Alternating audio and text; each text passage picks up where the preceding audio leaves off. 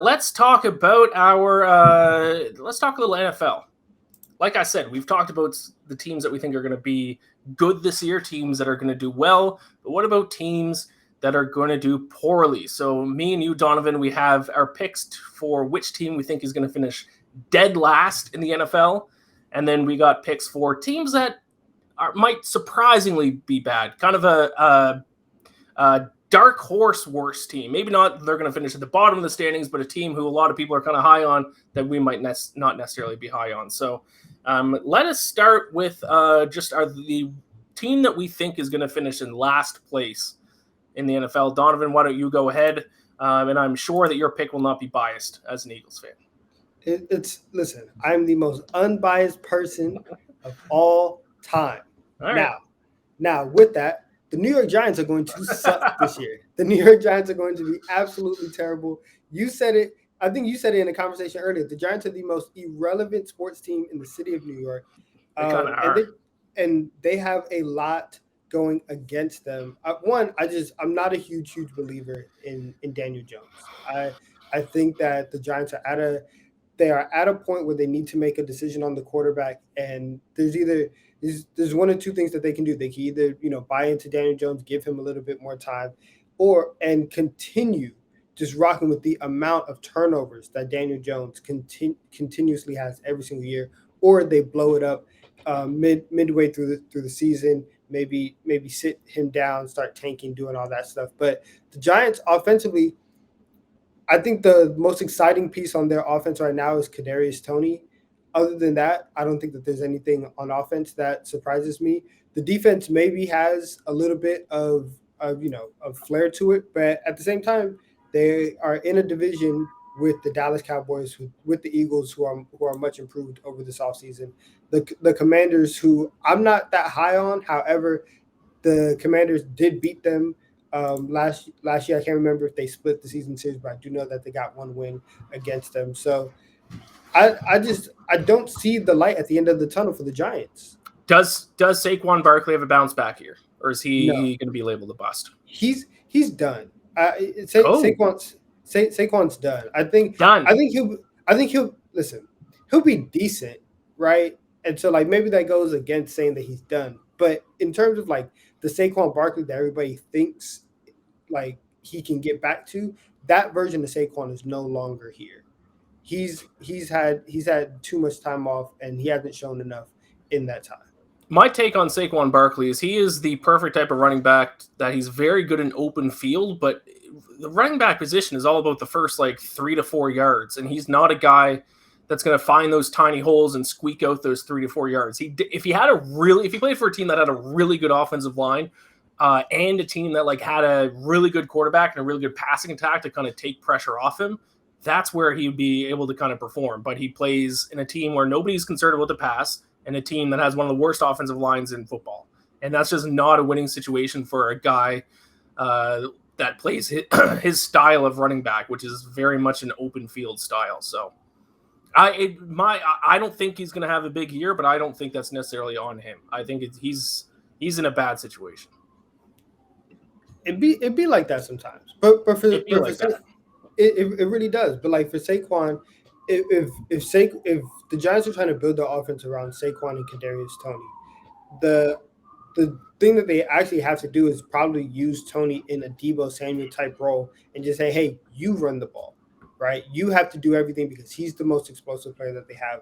Saquon, he showed it at times and he had spurts last year, but at the end of the season, he still averaged, less than 4 yards per carry last season. So, and like you said, if you're not giving him the space up front, he's coming off of several just like lower leg injuries. He had the torn ACL. Once you have that as a running back, a lot of your explosiveness and power goes away. I don't think that he has any more. And so with that, I just think that the Giants are going to be last in the NFC East, and they're probably going to compete to be the first team picking in the draft next year. Well, I'm going with another NFC East team. I'm going with the Commanders. So we are on two different NFC East teams, which actually kind of it's going to be kind of hard actually to. I'm going to contradict ourselves. It's going to be hard for these NFC East teams who are bad, but for them to finish dead last because the NFC East is such not a good division that like they're going to get at least a couple wins just like beating each other up. But Carson Wentz is their starting quarterback right now, and he is going to be playing against or behind one of the worst offensive lines in football, which is just going to be an absolute disaster. Also, there's the controversy around Dan Snyder. That's a whole cloud over the organization, going to take focus off a lot of things. And their defense, remember how good their defense was 2 years ago? They took a massive step backward last year. I assume we're going to see more of the same from them this year. So I will take the Washington Commanders to finish dead last in the NFL in their first year of the Commanders era. I like it. Listen, I think that both of them, even though that like it may be hard for both of them to be in the bottom, you might see a situation like last year's AFC South where you have both the Jags and the Texans near the bottom of the league, and the top two teams last year for the AFC South, Colts and Titans. For the NFC East this year, Cowboys, Eagles. Maybe you just have a really, really big divide, and both these teams could potentially be at the top of the draft. Yep, that's a very good point. That certainly could happen. Really quick, give me your pick for the team that you think is going to be surprisingly bad this year.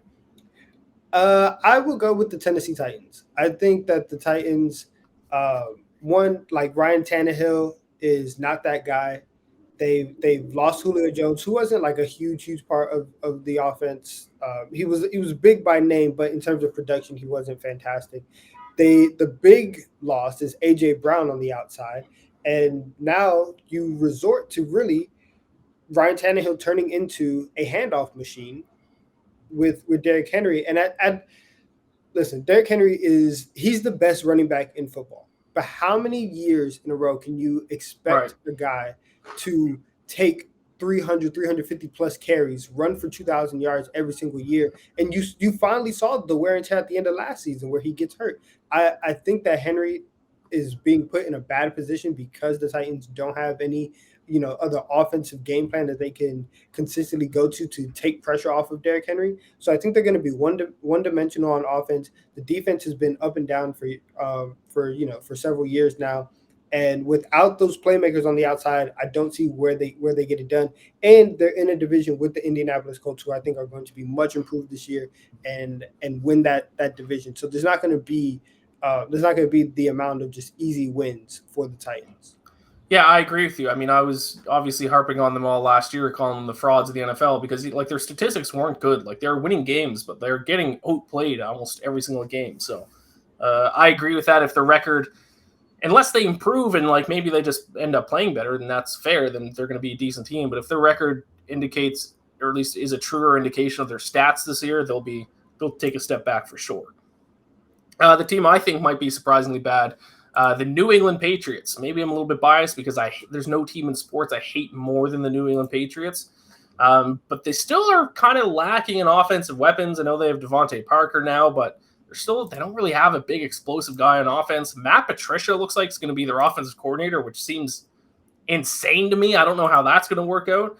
I'm not still fully sold on Mac Jones as a quarterback. I could end up looking very stupid with that take, and I know he was, I think, second in Offensive Rookie of the Year voting last year, but he just had some bad games.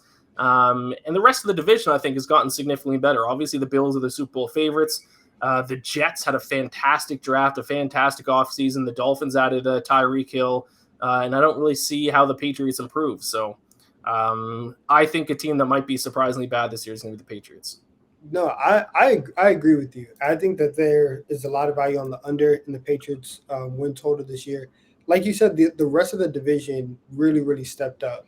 And you look at Matt Patricia might be the one calling plays. Just PU, that's a terrible situation. That's literally all I can say is like I'm very surprised at what Bill Belichick is putting around Mac Jones in terms of personnel. Because he's gone out and gotten the two tight ends last year. The running back stable is still pretty good, but they still haven't been able to get they haven't had an elite outside wide receiver since Randy Moss. And so it's been almost a decade and a half since you had a top tier outside threat like that. So the Patriots, and also on defense, they lose J.C. Jackson on defense. and that's a really really big piece. So yeah, I can see the Patriots taking a step back this year.